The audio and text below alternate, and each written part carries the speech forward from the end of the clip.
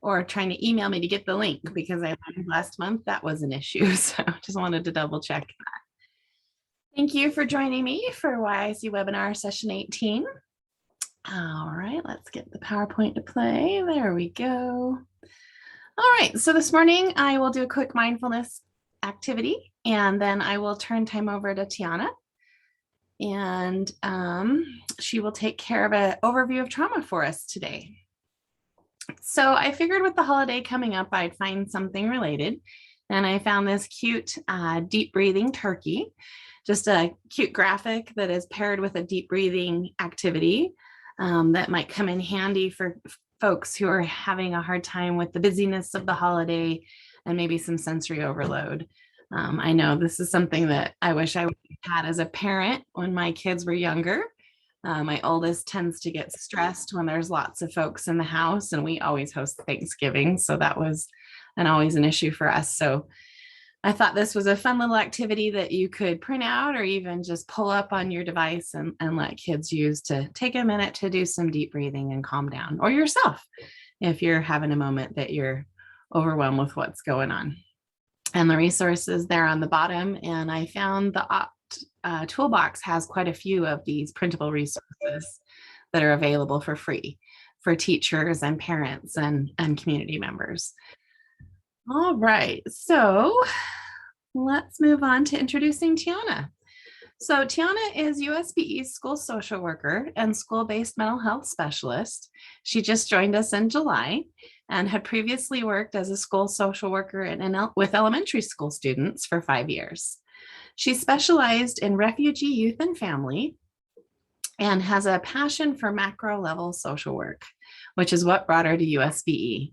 Tiana and I are just getting to know each other. Like I said, she's just new at the office, but it's been great so far. So I'm excited to have her present to us today. All right, so let me stop sharing so that Tiana can start. Oh, real quick before I do that, as always, in my follow-up email, I will send out the link to the post-training survey. Just wanted to remind everybody, you've got to complete that for me if you want points on MIDAS or a certificate of completion. Thank you so much. All right, Tiana, there you go. Hi, everybody. I will be asking for some participation throughout this training, so feel free to respond in the chat or turn your camera on and talk to us. I find that the more interaction we have, the more meaningful the training can be. So feel free to jump in, ask questions as we go, and try to engage with it as much as possible. I know it's sometimes tricky when we're in an online setting, but I'll try to engage you guys as much as possible. So let me go ahead and share my screen.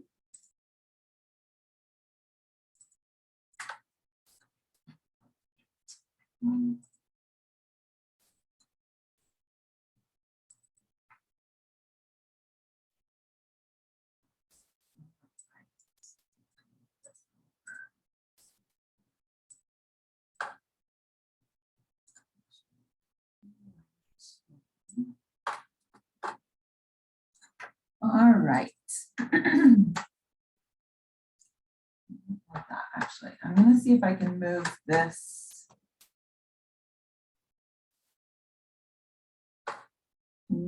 What do you see now? Do you see a Word document or the presentation? That is the Word document. Right, let me stop sharing and share this one screen. The multiple screen. It's a blessing and a curse. Do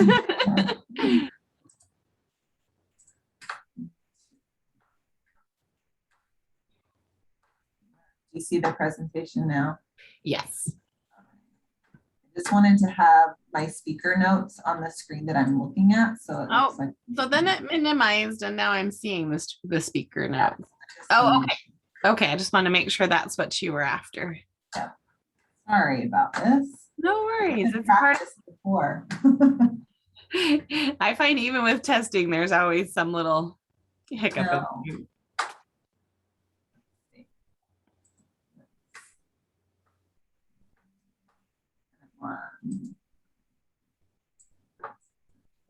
Okay, I think we're set. Awesome. Okay. So this training is an overview of trauma-informed interactions. and we're trying to help everybody understand and work with trauma and the effects it has on the populations that we serve.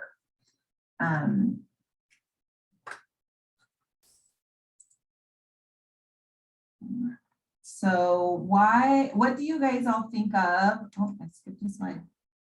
Why do you think it's important to learn about trauma? Feel free to drop some ideas in the chat about why it's important to learn about trauma and our roles in the schools supporting students.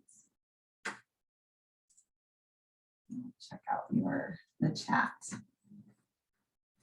Or you can turn on your cameras and respond as well. So why is this topic important to you as mentors?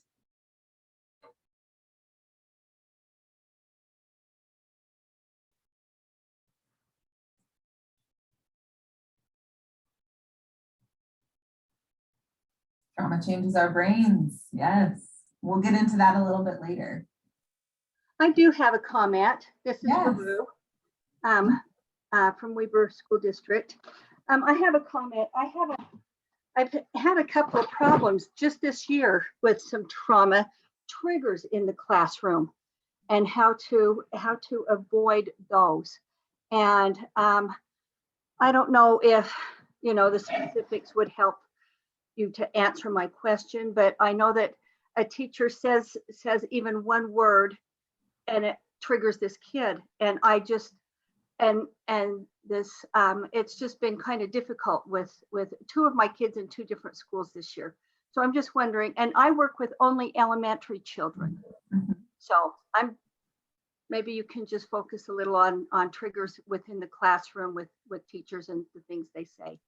Yeah, well, thanks, LaRue. Yeah, we'll get into that a little bit as far as like what causes those triggers and why that happens, and some tools to try to help navigate that when that happens. I think you bring up a really great point that something that might not seem like a big deal does trigger students, and we all have triggers that trigger us. And so just recognizing that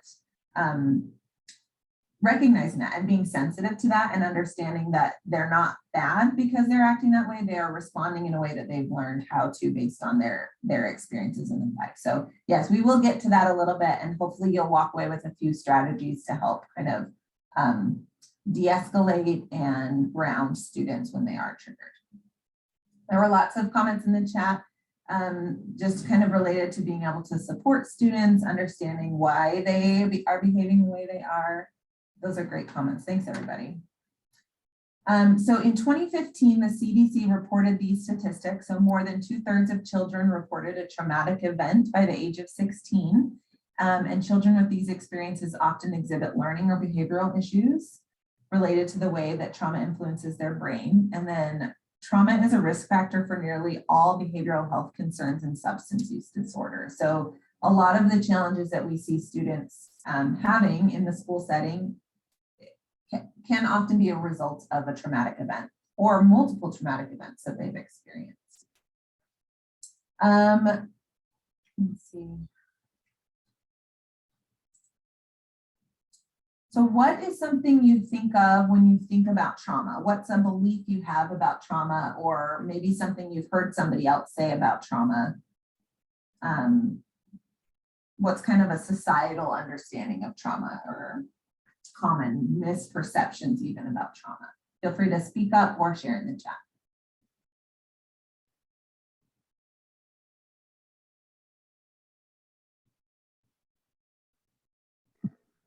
I think in society as a whole, when people think of trauma, they think of physical trauma more than mental trauma.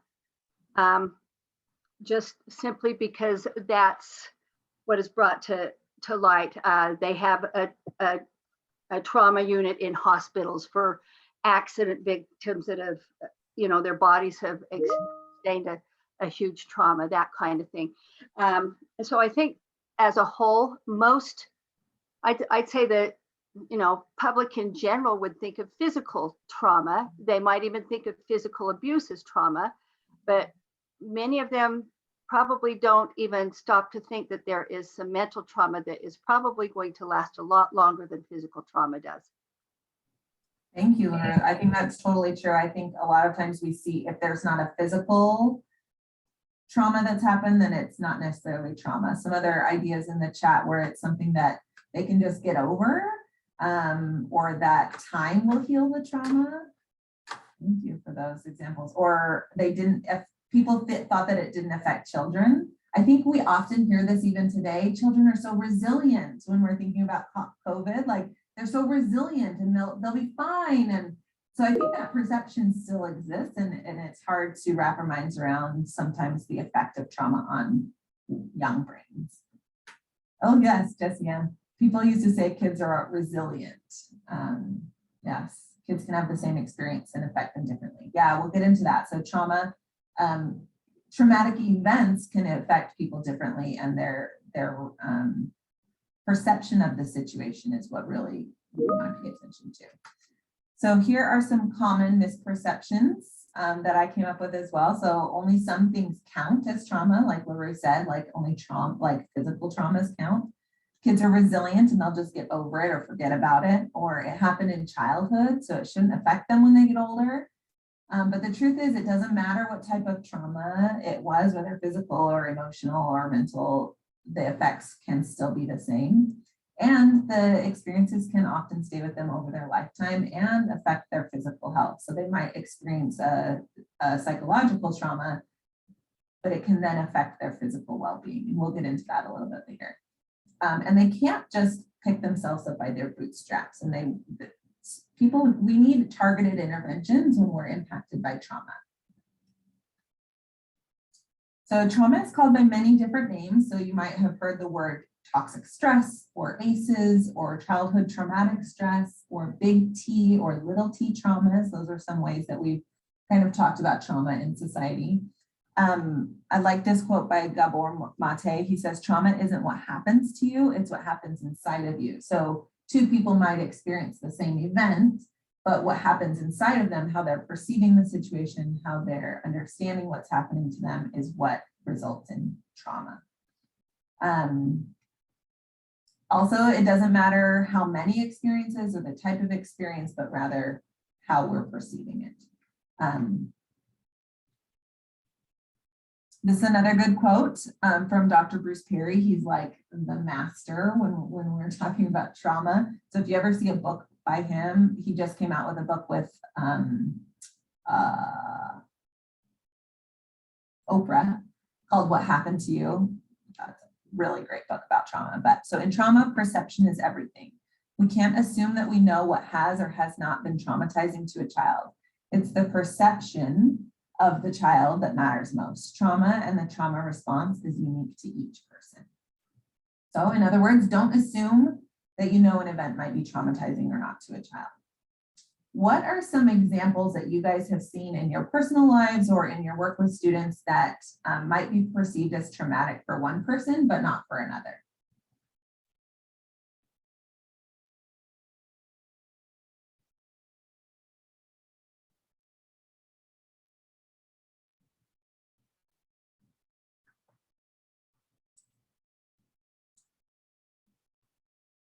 The earthquake, yes.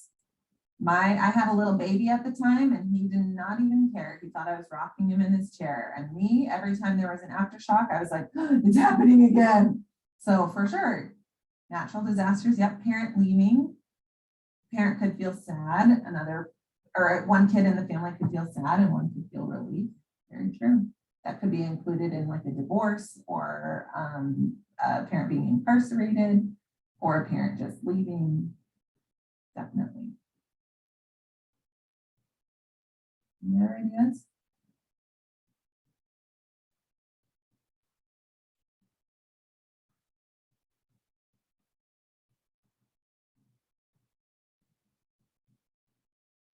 How about COVID? Social distancing, yes. Child going to court to find out they will not be going home. Yeah.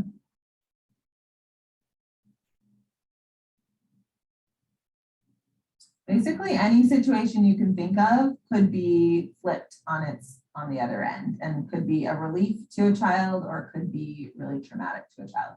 And it could be both at the same time. So they could be really, really sad and scared about that change. And they can also feel relieved because they don't feel safe in the environment that they were in. So it's okay to have both feelings at once. I think a lot of times we don't necessarily know all the details of the students' lives that we're working with, but we don't need to. We can just assume that they might have had some challenging experiences in their lives and treat them with care. I love this new phrase that's kind of popping up in the education realm called handle with care. And it's this concept of, I mean, the way I've seen it play out is a parent will send a note with their kid to school saying handle with care. And that just notifies the teacher, look, something difficult happened in our life recently and my child's really struggling. I don't want to tell the details. I want to keep that personal, but please know that my child might be struggling. And we can do that as professionals as well. So if you know something hard has happened to the kid, but you don't feel it's necessary to share all the details with the people in the schools, you can give them a note that says, handle this kid with care today. They had a really hard time at court today, or they had a visit with their parent and it was really challenging. So I think this concept of handle with care, you don't need to know the details, but just be compassionate and empathetic to the events in kids' lives. And it might not always be appropriate to ask them questions about their trauma. If they feel comfortable and they want to share that information with you because you're a safe place or a safe person for them, then listen with an open ear. But digging up the details of their trauma could be more traumatizing. So we're going to kind of go into the different types of trauma and the categories. So while you don't need to know the exact details of a person's trauma or the events that might have occurred in their lives, it's important to understand the different kind of categories that could cause a trauma response. So these types of trauma on the screen can sometimes overlap. They aren't mutually exclusive, but there are some distinct differences. So acute trauma is something that directly happens to you or you physically witness it. So what do you think might be an example of an acute trauma?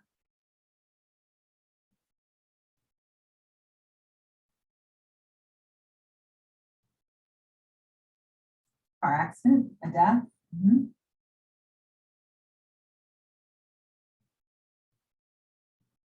Physical abuse?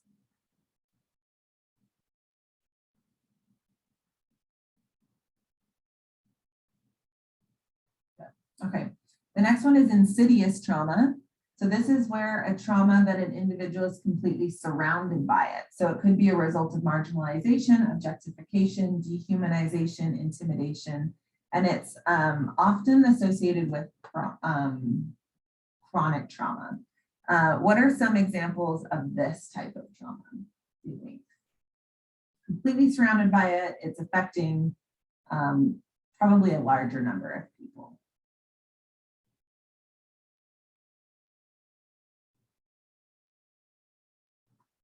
Not necessarily a single event either that would be happening.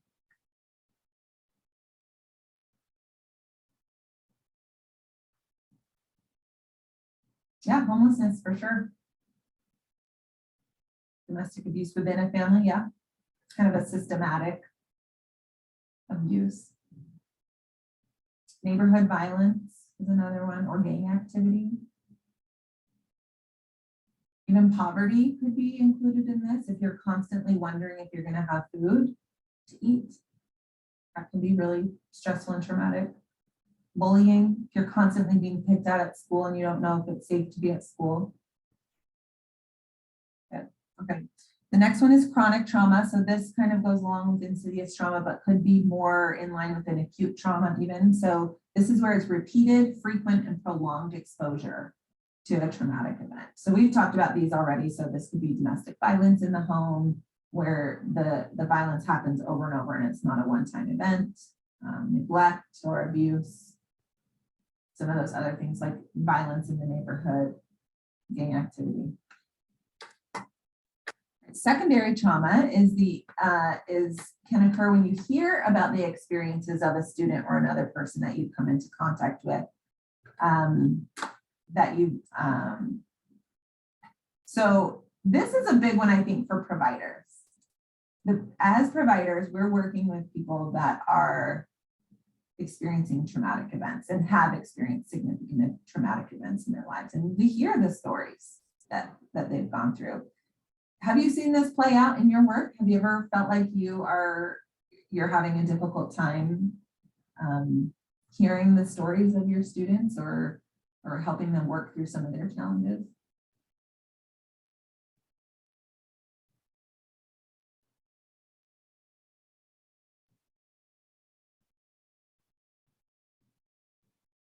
Some symptoms of secondary trauma are trouble sleeping or really high levels of frustration or anger with a student, maybe even avoiding that student because it brings up really difficult emotions in yourself. Intrusive thoughts, so if they've described an event to you or described something, you can't stop thinking about it, or even increased feelings of cynicism, like, what's the point? Why am I even doing this? I'm not making an impact. This is a big one, I think, for us to be aware of our own trauma and our own responses in the way that we interact with students. I agree with you, Tiana. I think I even sometimes feel like I get a little bit of second-hand trauma when mentors call and talk through really tough situations with me. So I can, I've experienced that too. It's something that I became aware of when I saw this presentation previously, and I really helped myself develop some boundaries and some safe people to go talk to when I'm dealing with some of those issues. So that's one of the things that I always like about this presentation, is it helped make me aware, because I didn't realize I was getting really snippy and like cynical. And thankfully somebody brought that to my attention, and I was able to get some support. So thank you for sharing that, Amanda. I think this was one of the big areas in my training as a social worker was having a place to kind of unload that information. So having someone to mentor you, or having a supervisor that you can go talk to when you're feeling kind of weighed down by the trauma of your students that you're mentoring is super important. Having that outlet to kind of get it out of you so it's not weighing you down as much either. The more we can share it, the less it kind of controls us. Thank you. Anyone else have any comments or anything to share about the secondary trauma piece?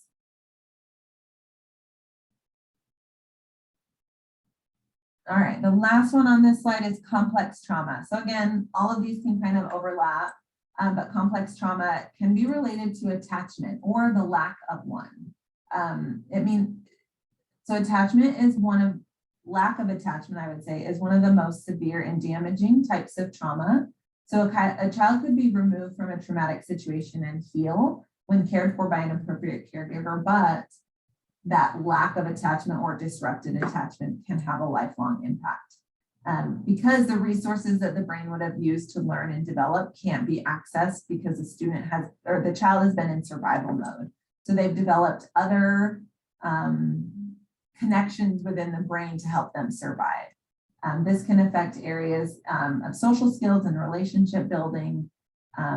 Those early skills that we learn as little kids, as infants or toddlers, has been disrupted because we were in survival mode. So this type of trauma exposure could be manifested as unhealthy, unsafe, or non-existent relationship skills. What do you think is the perception within society or within our educational system about where trauma occurs? Where do you think trauma occurs maybe the most, or the most significant traumas? At home?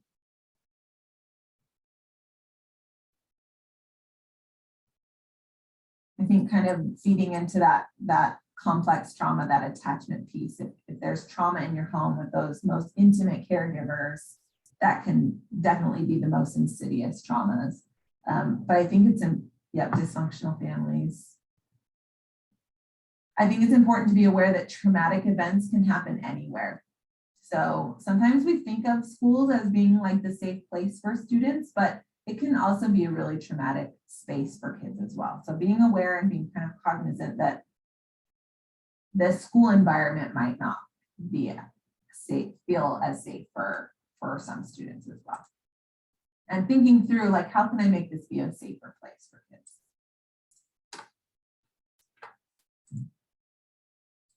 Okay, historical trauma is one more kind of category of trauma that I wanted to talk about briefly. So it's the form of trauma that impacts entire communities. So kind of similar to our last slide when we talked about, oh, I'm going the wrong way. The insidious trauma or the chronic trauma. Historical trauma is experienced by a specific cultural, racial, or ethnic group, and it's related to major events that are forced upon groups of people such as slavery, war, extreme poverty, genocide, dislocation, and forced migration and violent colonization. Generally, this type of trauma consists of 3 elements. So the first is a traumatic event, and the second is the shared experience of the trauma by a group of people, and 3, the multi-generational impact of the trauma. What do you guys think about COVID being a historical trauma? When we look back in our history books, what do you think about this event in all of our lives being counted among historical traumas?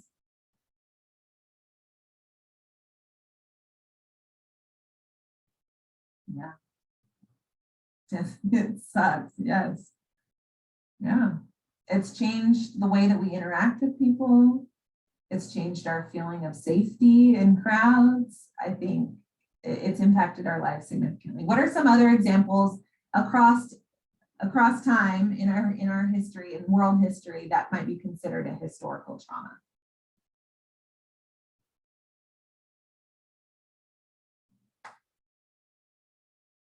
Polio.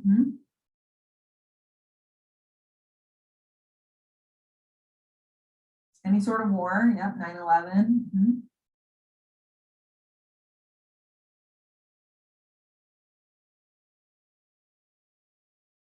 The Holocaust.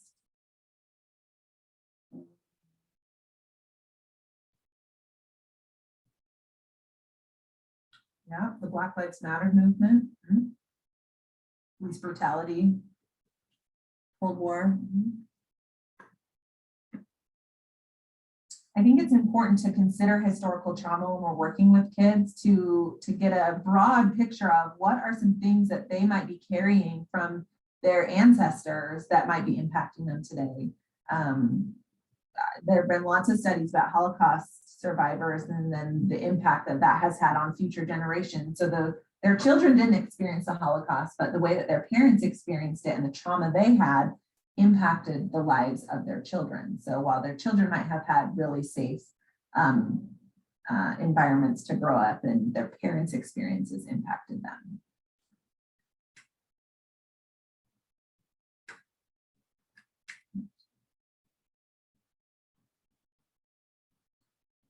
So when we're thinking about trauma, I want to encourage us to kind of start having a paradigm shift. And this might be a phrase that's familiar to you, but instead of thinking about what is wrong with this kid, why are they always acting like this? Why can't they just get it together? We shift our perspective to start considering what might have happened to this student, or what might this student not have received as far as attachment or caregiving in their formative years. So instead of thinking about what's wrong with them, why can't they just do what I'm asking them to do, shifting to having a more empathetic perspective of what might have happened to the student, or what might this student be missing.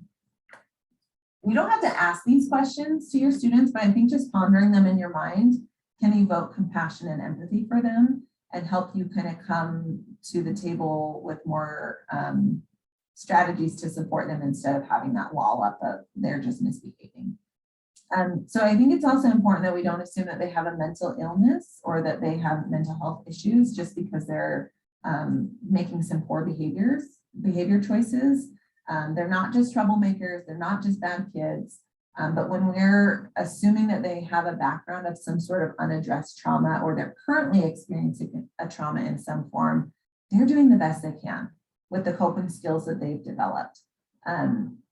And in a lot of ways, they are strong and they have figured out ways to survive, and celebrating those strengths is really important. Brain research now is also showing that our brains are still developing well into our 20s.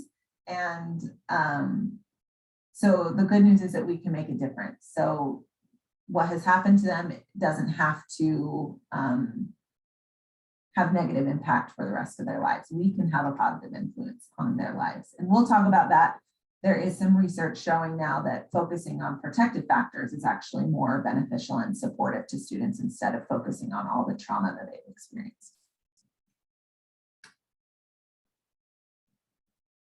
So have you all heard of ACEs? I kind of want to get a feel for the room before I dig in too much about ACEs. Have you maybe raise your hand or give a thumbs up on your screen if you've heard of ACEs? Some no's, some yeses, some thumbs up. Okay, I'll do a little brief overview and then lots of yeses. Okay, so ACE stands for Adverse Childhood Experiences.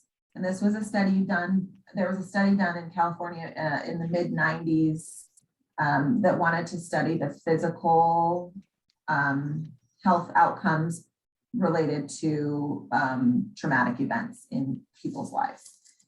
Before this study, there was never really any clear research that was showing that connection. So this was like a groundbreaking discovery to show that your experiences impact your physical health. So there are 3 categories or common types of trauma, and they include abuse, neglect, and household challenges. So these are the 3 kind of categories that they used in the study. I think now we would probably have a broader list of possible traumas, just knowing what we know. You need help finding the book, or you just need to choose?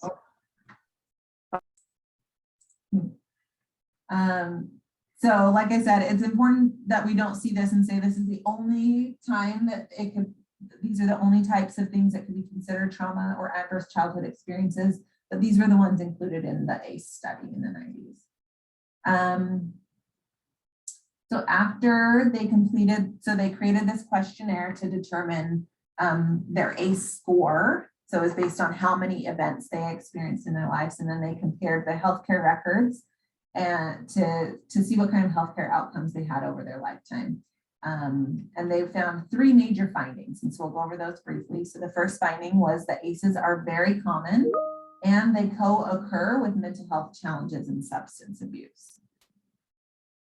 So 64% of the people in the study had at least 1 ACE. 22% reported 3 or more ACEs, and 12% had more than 4 ACEs. So super common. Finding number 2 was that ACEs are highly interrelated. So if an individual had 1 ACE, they were between 65 to 93% as likely to have another ACE. As the exposure to ACEs increase, so does the likelihood of negative health, mental health, and well-being outcomes. So the higher your ACE score, the higher risk you have of developing other health or mental health challenges. And the third finding was that there's a clear link or a clear relationship between childhood trauma and then adult onset chronic diseases and mental illnesses. And these are some of the possible risk outcomes that were included. So behavioral challenges and physical and mental health challenges.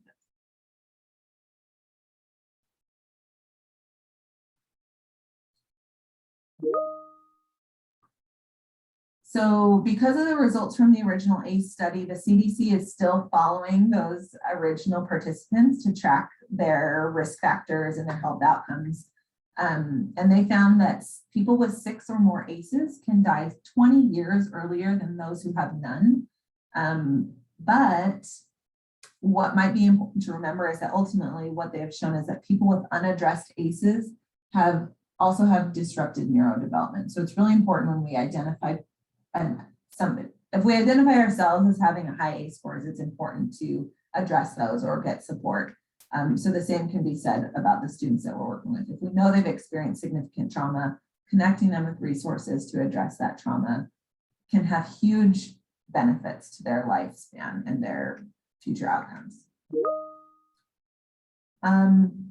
Some of those interventions or the interruptions of those trauma is what we call protective factors. So we'll get into that in a little bit. ACE data is still being collected. We have an ACE study that's done in Salt Lake County. I think Salt Lake Health Department does a study and reports on ACEs for Utah. But this study was done, the original study was done 24 years ago.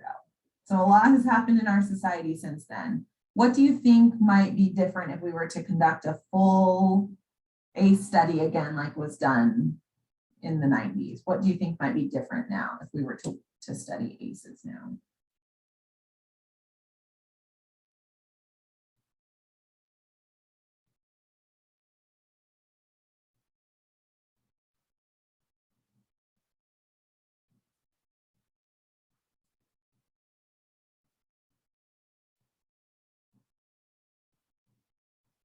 More areas to study. Yeah, maybe broadening that pool of possible traumatic events. We already know that every person might have one ACE, like considering COVID or considering 9/11 or considering, I mean, there's a lot that our society has gone through over the last 24 years that we all could share that experience. So just understanding like how everybody kind of has a baseline of some sort of traumatic event. I think that's important too. This study, the population that they included in the study was definitely not inclusive. So it was mostly white, middle class, insured, employed individuals. So I think if we were to conduct a study now, we would probably have it be more inclusive to get a broader perspective of society. Okay. Any questions about the ACE study? There are some links on this slide that take you to the acestudy.org, and there you can take the ACE questionnaire yourself if you're interested in knowing that. ACEs has been a primary tool that we can use to consider the level of traumatic events that people have faced. I'm going to play this video. This is going to teach us a little bit about toxic stress and what it does to our development. Can you hear it?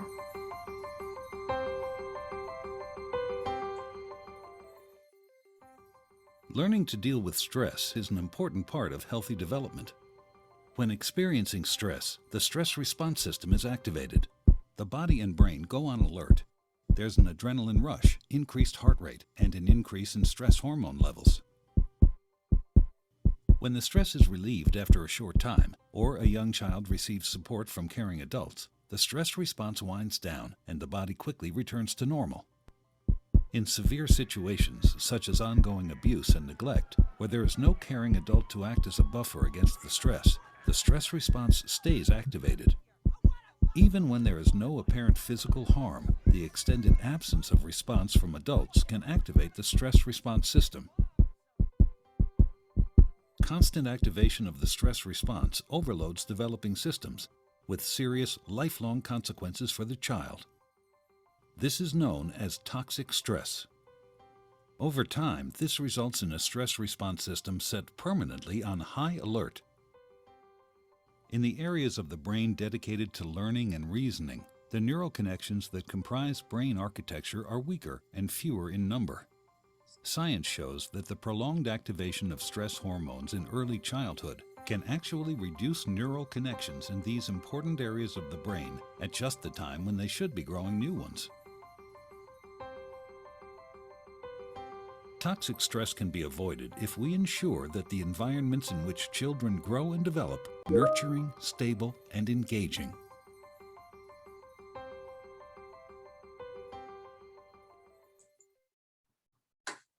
All right, what is something that stood out to you from that video about toxic stress, or what's something that you hadn't really considered about toxic stress?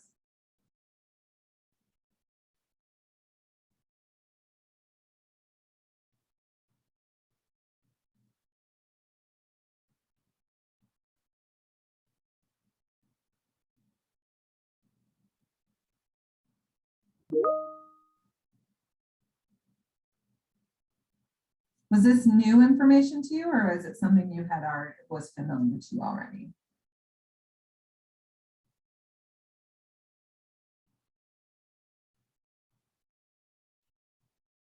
Stays with a child who is neglected, even if they're not being neglected at the time. Yeah, it's changed the neural pathways in their brain. Thank you.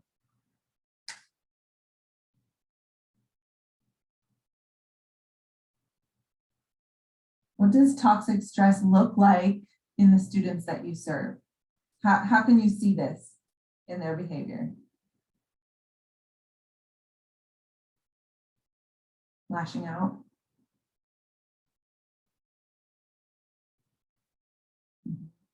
What are they doing when they're lashing out or acting out? What get specific about the behaviors.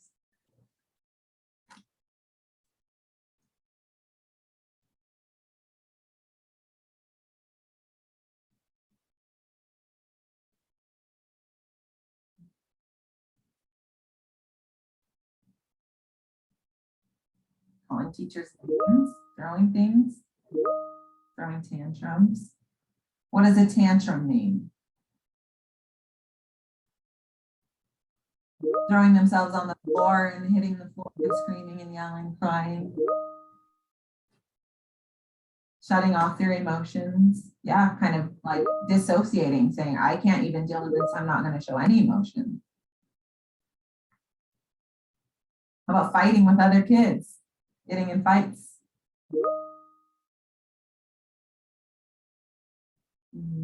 Throwing herself down, yelling, yeah.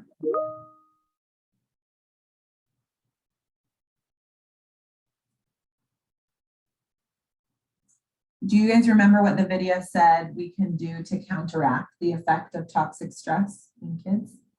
Right at the end.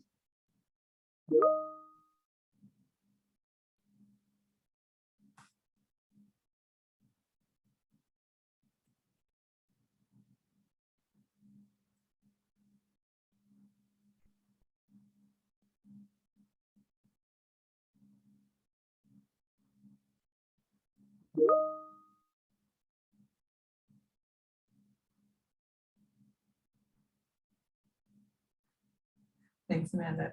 Yeah, connection, having a safe, stable environment.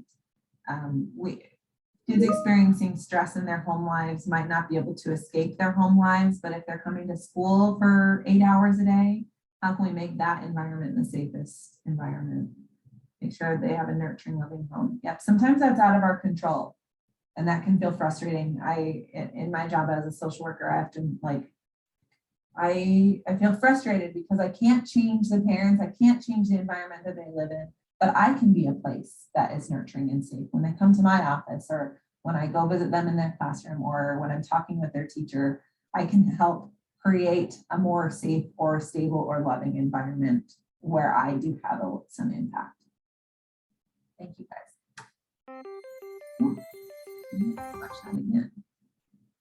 Okay, so early trauma. Later impacts include hypersensitivity to stressors, problems with trust or autonomy, making your own choices and taking the initiative, difficulty interpreting emotional responses. So if somebody looks at them with kind of this face, it might be a huge reaction instead of like, okay, maybe I just need to close my mouth and not talk anymore. But that the emotional response is heightened. Impulsivity and continual dysregulation, or patterns of intense, unstable relationships. This is kind of some of the later impacts that early trauma can have. We've kind of talked about this a little bit about what this looks like in the classroom, but some other ideas is it could also look like people pleasing. So I'm going to do everything I possibly can to make sure my teacher never gets mad at me, because when someone's mad at me, something bad happens. So I'm going to act on my best behavior. I'm going to turn in everything early. I'm going to like have this over intense need to please so that I can avoid any negative things happening to me. Pacing back and forth. Have you ever seen kids who can't sit still in their chair? They might be tapping, they might be pacing, they might be getting up and down.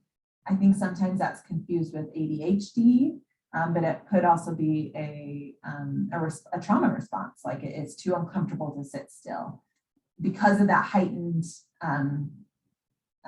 fight or flight response in their body. We've talked about outbursts of strong emotions. So it could be outbursts of anger or sadness or even excitability. So this might look in a positive way. They might be like, I'm so excited, when they shouldn't be that excited about something. So this over response of emotion of any kind could be a response to trauma. And then some people also mentioned shutting down, just like this inability to connect or show any emotion or even speak.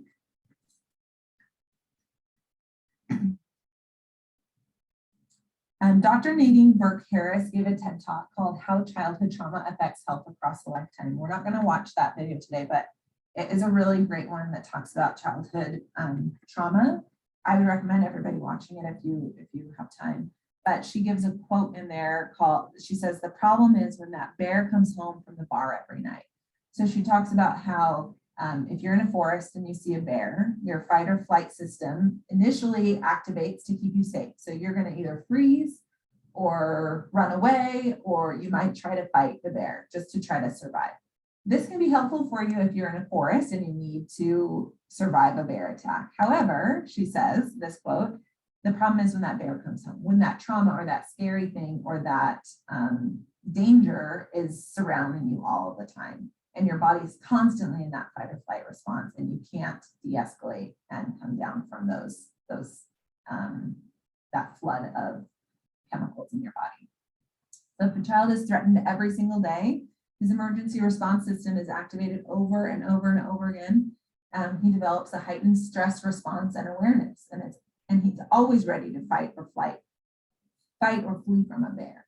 But the unfortunate part of that is that the part of his brain, that prefrontal cortex that helps him to make wise choices and to do math and to make friends, is kind of offline and it's stunted. And as a consequence, it's harder for him to access that part of his brain. So he's constantly responding to stimuli in a stress response because safety and emergencies take precedence over doing math and sitting in your chair.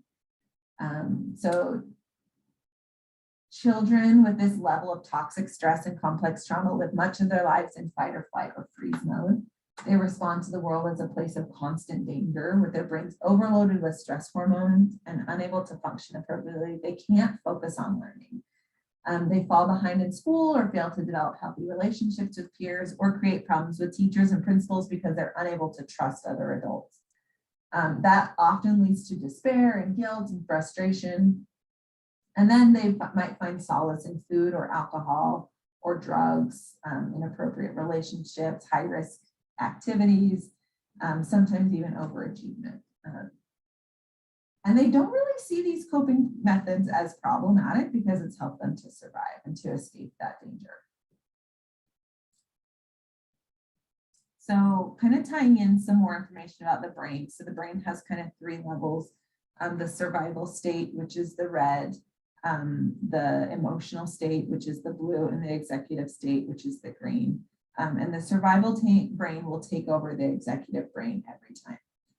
And the more stress that we feel, the faster we go back into survival brain. So if we're constantly being inundated with stressful events, we're going to go into that survival part of our brain and not be able to function in our executive state where we can think through things, problem solve, make wise choices, make friendships.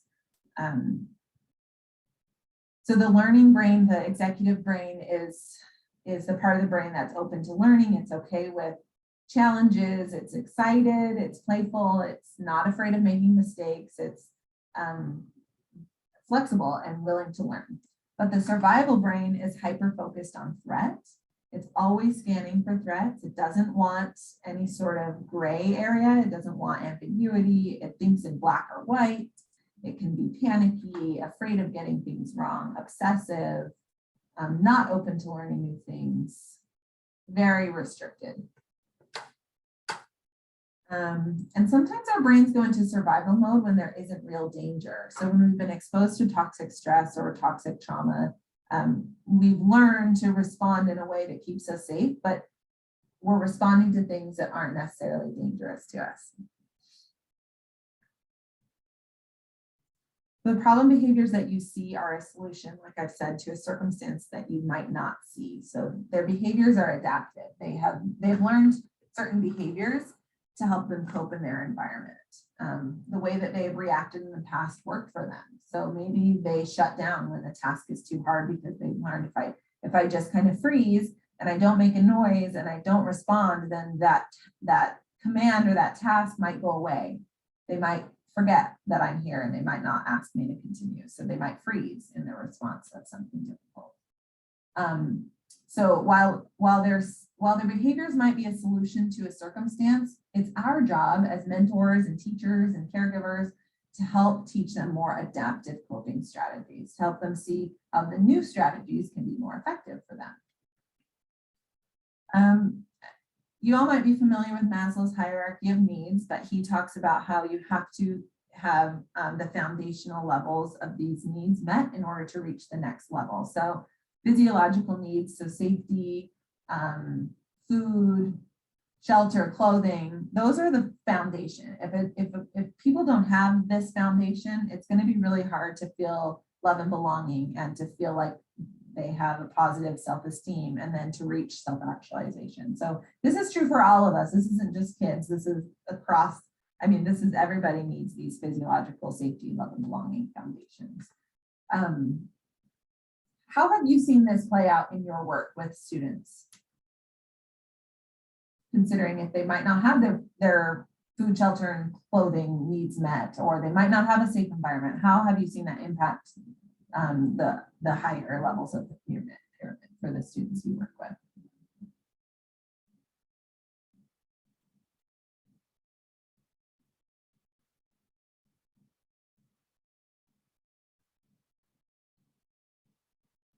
Kids missing school because they didn't have clean clothes? Yeah. And then what happens when they miss school because they don't have clean clothes? They miss out on the relationship building with their peers. They miss out on the instruction that they're getting in the class. They're missing out on food potentially at school. Definitely, that can have a ripple effect. Anything else?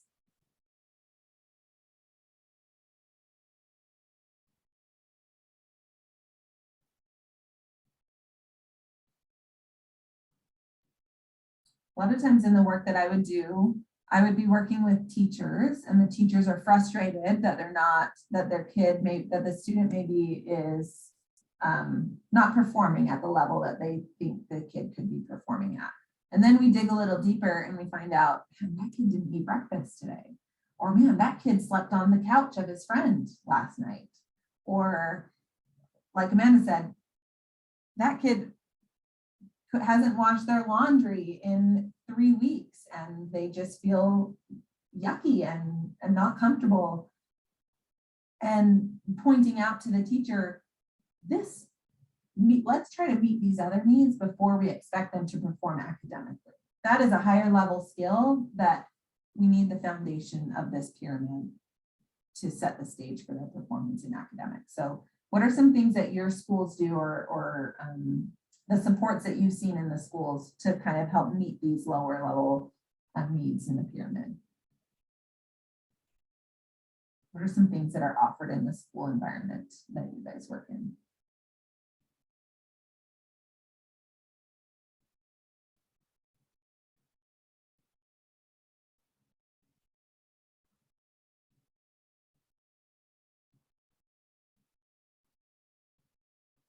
Food pantry. Oh, and rooms with clothes. So like if they come to school in dirty clothes or ripped clothes or something, you can help change those clothes out to help them feel more confident in what they're wearing. Food pantries.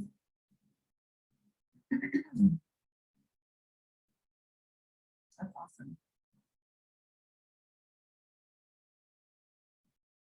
when I think of the safety component, like when I think of a teacher or a school staff that really helps create a safe environment, I picture like a kid walking into the classroom and the teacher's high-fiving them or wrapping their arms around them and saying, welcome, I'm so glad you're here. Just having that warm welcome when they come to the school can have a huge impact. So it doesn't necessarily have to be those tangible items, but just the way that we interact with kids and make them try to help them feel like they're welcome and safe. Okay. Dan Siegel is another really awesome researcher, and he works a lot with traumatized kids and parents and how to help heal some of those traumas. And he talks about the brain. He uses a hand model of the brain. How many of you are familiar with the lid flipping, the flipping of the lids model? Anybody? No? Okay, I'll go over it really quickly. So he talks about the brain. This is the model of the brain that he uses. And this front part is the prefrontal cortex. It kind of covers the inside parts of the brain. This is the part of the brain where we can make wise choices. We're thinking clearly. This is the prefrontal cortex. When this part of our brain is covering the lower parts of our brain, we're able to make choices, think through things, problem solve. It's our calm state. However, when a traumatic event happens over and over and over again, that prefrontal cortex is no longer connected to our lower level brain. So thinking back to that brain diagram I showed, there's that red part of the brain. That's the reptilian brain is another way of thinking about it, the responsive brain that's going to respond to stress automatically. So when our prefrontal cortex is not well developed, it's going to constantly be up, and our body is going to constantly be responding to stress in an emotional way. This can happen to all of us, even if we haven't been exposed to toxic stress, but like if something really makes us upset, we flip our lid. So that's kind of his model, is we flip our lid and then we're responding in an emotional state. However, like I said, if kids have a prolonged experience or toxic stress, they might not really have that prefrontal cortex part of their brain connected very often. And they might often be flipping their lid and responding emotionally. This is the stem part. It causes the body to respond to threat. So that's the fight, flight, or freeze part of the brain. So that's kind of a fun model. There's lots of videos online if you want to help teach kids that model. It's helpful for them to like engage with their body somehow. So teaching them that they're flipping their lid, and how can we bring the prefrontal cortex back online to be making those wise choices. And that some of those grounding and calming techniques we'll talk about later to help get our brains functioning again. So now we're going to kind of jump into that positive childhood experiences or the protective factor. So this is all the slides beforehand were all the bad, all of the hard. And now we're going to try to move into a more hopeful dialogue. And what can we do as mentors or supporters or caregivers of kids that have experienced traumatic events? So several new studies that were published in 2019 and 2020 have shown that positive childhood experiences, so PCEs, show the same type of dose response relationship as ACEs. So if we can counteract ACEs with PCEs, we can impact children's brains and the way that and the future outcomes. So adults who self-reported more PCEs tended to have lower likelihood of poor adult mental health outcomes and a higher probability of healthy adulthood relationships. PCEs are powerful. Positive childhood experiences are powerful. The findings also suggest that PCEs may have lifelong consequences for mental and relational health, despite co-occurring adversities such as ACEs. They do that counterbalancing. Let's see. So similar to the ACEs, they have the categories of trauma. The PCE study had 7 elements that included feeling supported by family and friends, open communication with family, a felt sense of belonging in school, feeling safe and protected by at least one adult in the home, and having some sort of connection with 2 non-parent adults in their life. That's where you guys come in. Non-parent adults, you can have a strong impact on kids' lives by having good relationships with them and having a supportive environment with them. let's see. Why do you think this is important for us to know as providers in the school setting? Kind of talked about it already, but why is it important for us to know that PCEs have an equal, a kind of balancing effect of ACEs?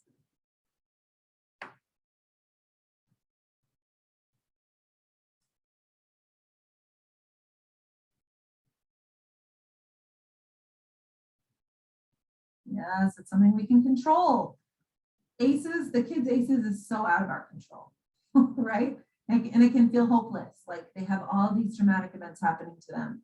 What can I even do? This is where the hope comes in. Gives me hope mentors can make positive change, yeah.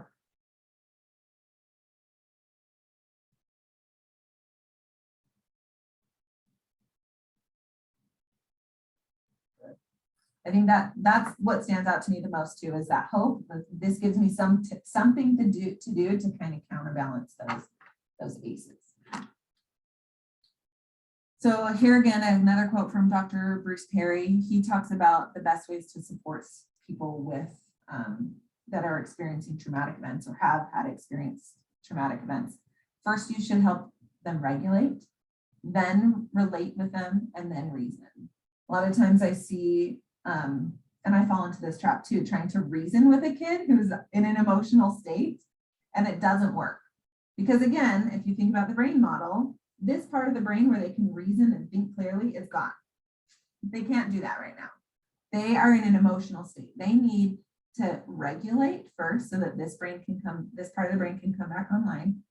So then they can reason. So when they're in this state of mind, is it helpful to really talk to them? Ask them why they're doing this. Ask them to behave in a different way. No, their language, their ability to process language is probably gone at this point. They are in such an emotional state. They're responding to the stimuli in an emotional way. So it's important to remember that trauma is marked by a loss of control. So reasoning can't be successful, like I said, until they have regulated. I try to encourage people not to even talk. Don't talk, don't use words. Try to use other strategies to help that regulation occur. You can't engage in cause and effect approaches until they are calm. This is a higher functioning part of the brain. If you try to use reason when they're dysregulated, it's probably going to result in more escalation, in more emotional responses. Consequences shouldn't be given when they're still in this heightened sense, in this heightened response. It's important to have consequences and boundaries to behavior, but trying to use those consequences in that moment of escalation is not going to be helpful.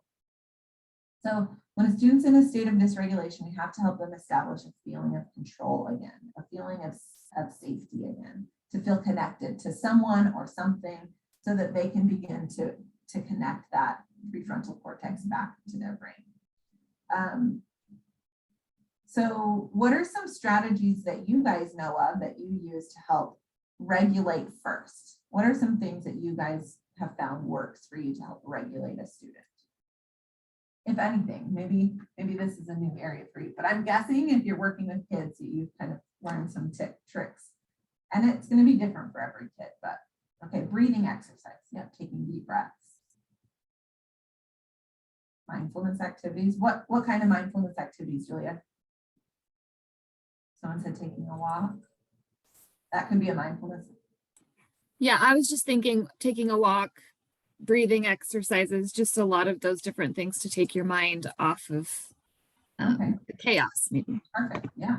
Kind of engaging your body again, getting connected with your body in some way.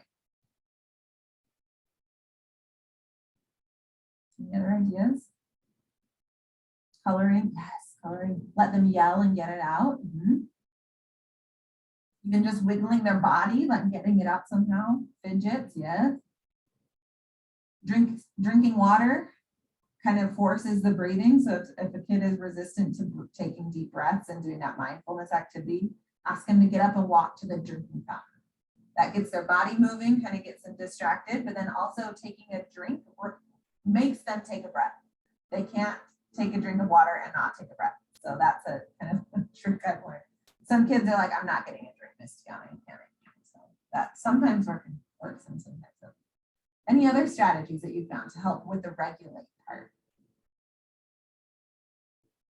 Sometimes a heavy blanket might help to kind of give them some pressure on their body and help regulate.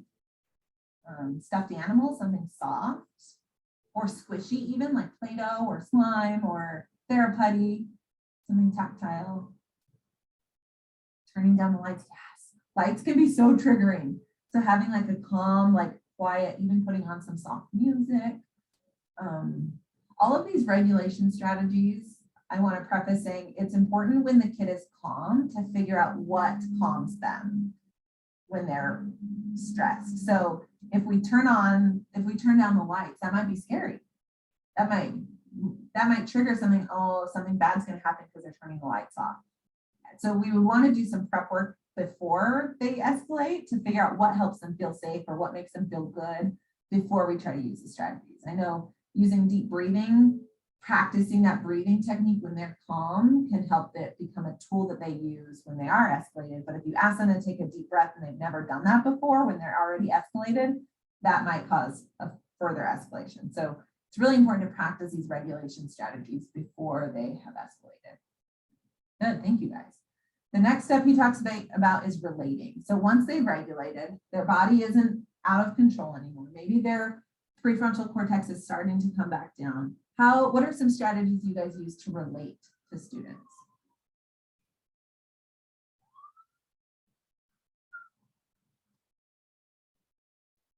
Say there's a kid who's super mad and he's throwing things, he's yelling at his teacher.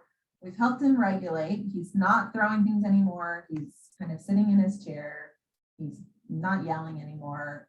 Now we want to relate to him. What are some ways that you could relate to him? Maybe just by listening and doing some reflective language. Yeah. So letting him talk it out, but then also reflecting. So, man, it looks like you are so mad right now. I feel mad sometimes. So showing him that you can feel those emotions too. Yeah, validate his feelings. I get it, man. That is really frustrating when that happens. So like really responding to and acknowledging his feelings. Good. This is a place where we can allow for choice and control if possible. So letting him make some choices to try to get that sense of control back. So you've regulated, he's regulated. Would you like to go for a walk with me? Would you like to go for a walk or go throw a ball? This is going to help with that relation part as well.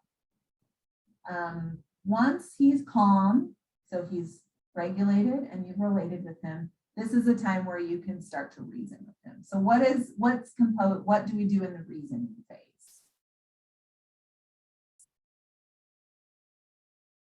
Talking about what we can and cannot control.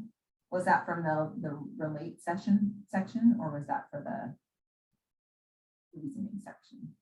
Okay. I would say talking about what we can and can't control. I might wait on that until the reasoning section. Again, his brain his prefrontal cortex hasn't fully attached again, so he might not be able to understand cause and effect or what's in his control and what's not yet. But I think that would definitely be a good place to talk through, like after he's been able to regulate and related to him. So the reasoning part might also be where you incorporate a consequence. So you threw all of those books off of the bookshelf when you were really mad. Now you need to clean them up as a consequence. So trying to tie consequences back to the behavior, make it make sense. I think a lot of times in schools we say, well, you're going to miss recess now.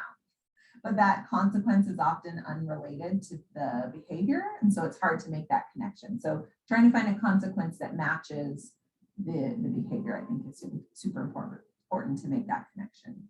Any other ideas on the reasoning part that we can do? Tiana, would this be a time to talk about like what led to that, the outburst or the irregulation and maybe strategies of how to combat that next time they're feeling that way? This could be a good time to talk about triggers. Like what set you off? Like what what was it that the teacher said that made you so mad? Or what did your classmate do that kind of set you off? So talking through like, what were the steps that led to this? I think this time, the reasoning phase is a really good time to go through those steps.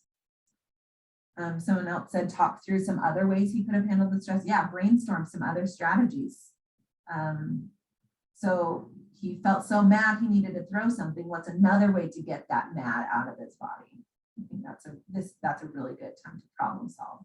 Because again, his prefrontal cortex has connected again, and he's in a regulated state, and he's able to problem solve at this state.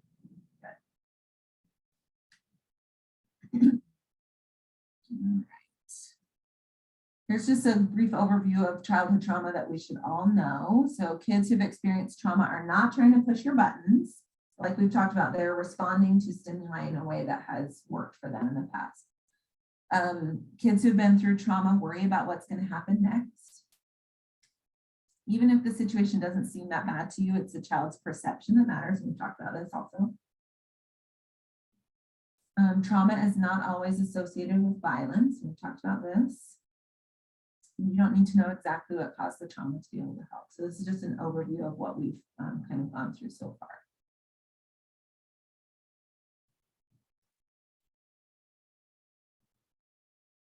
Okay, here are some strategies that we can use as supporters, mentors, teachers, caregivers, any sort of adult kind of mentoring a student, or it could be adult. I mean, you could use these with your friends, with your adult friends. So this is helpful for everybody, I think. So kids experience trauma need to feel that they're good at something or can have an influence on something. So we can do this by helping connect them with a hobby or a sport or an after-school program, something that's giving them some positive feedback in their efforts to participate. Self-regulation can be a major challenge for students suffering from trauma. So remembering that they're operating from that fight, flight, or freeze, and that they might see a threat in just an everyday common situation that we might not perceive as stressful. It's okay to ask kids what you can do to help them. I love this question, asking them, what do you need? How can I help you? Having them be the expert in their lives so that you can respond in a way that's helpful for them. And this can only really happen when you have a relationship with them that's built on trust and safety. So taking the time to really listen to what they are expressing a need for can be super helpful. You can help support kids with trauma by helping them build protective factors like we've talked about. So trying to build a school culture that's safe. So talking with the teacher about strategies that you've found that works when working with this kid can be helpful. There is a whole other USBE training regarding protective factors. And Amanda, I think, have you guys done that training with YIC mentors before? Yeah, we did that last school year with Tanya, but we're looking at putting together actually a longer, deeper dive. So that's on the template or coming forward. Cool. Yeah. So the protective factors training is really great. It goes into a deeper dive of those like strategies to support students to kind of provide those positive childhood experiences. So as adults in a child's life, we can educate others about the effects of trauma. So taking something that you learned from this training and maybe sharing it with a teacher or saying, hey, have you considered that maybe he's having a hard time today? So trying to bring awareness to the fact that kids aren't trying to push adults' buttons, but they're just responding in the way that they know how. And then remembering that positive child experiences can mitigate the effects of trauma. So having those positive caregivers in the kid's life can counterbalance some of those pieces.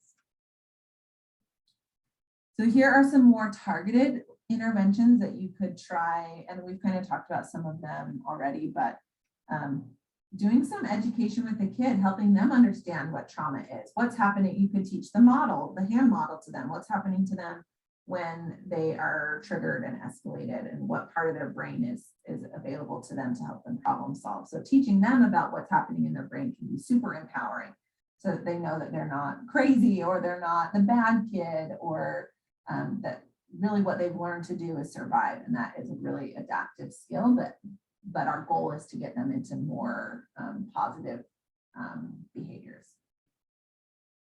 Let's see. We talked a lot about breathing before. You can use a lot of modeling or role play. So like if you know a kid is really triggered by one class, like one teacher, maybe you can talk through, okay, what do you think you might do in this situation? And let's act it out. And maybe you can take on the student role and the kid can be the teacher. And so that you can kind of model that positive behavior that you're looking for.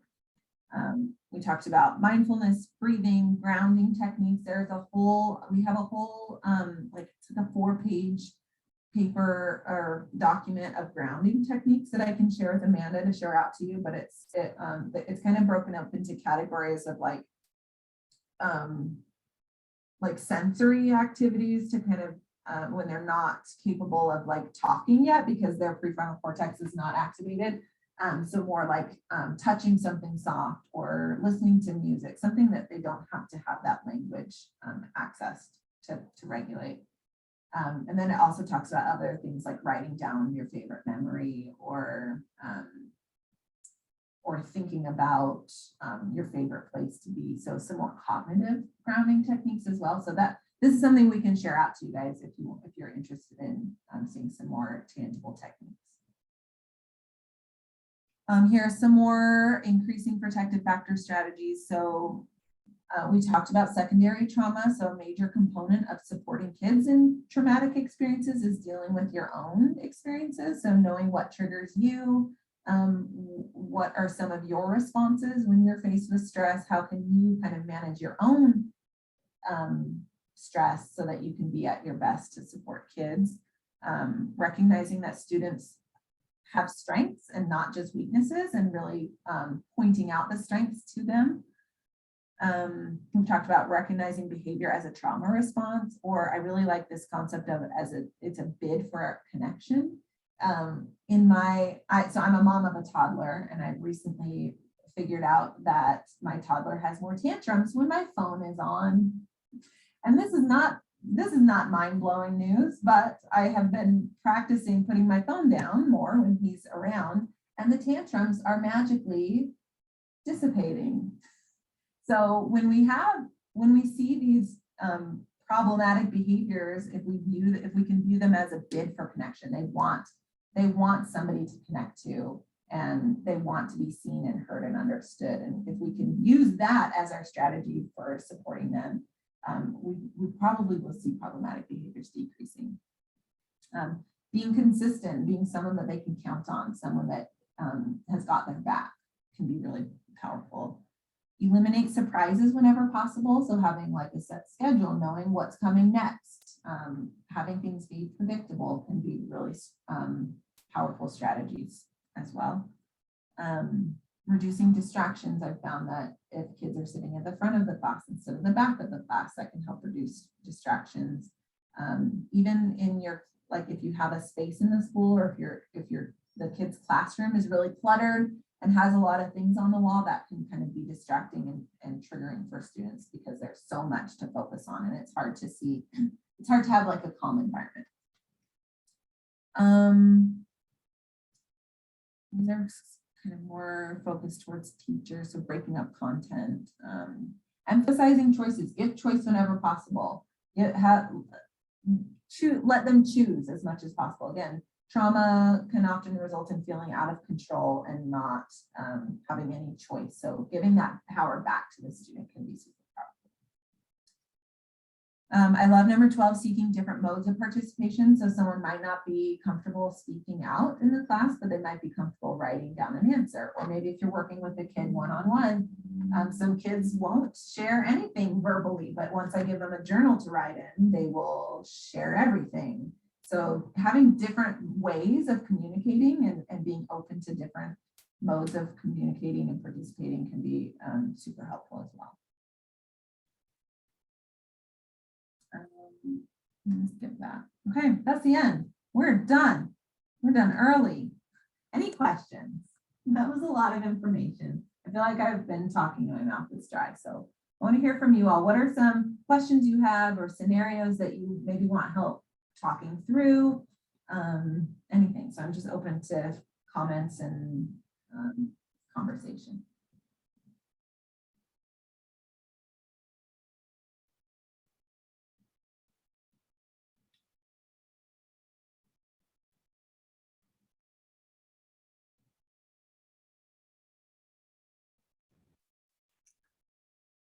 And what I'm going to do too is I'm going to stop the recording now, just so folks feel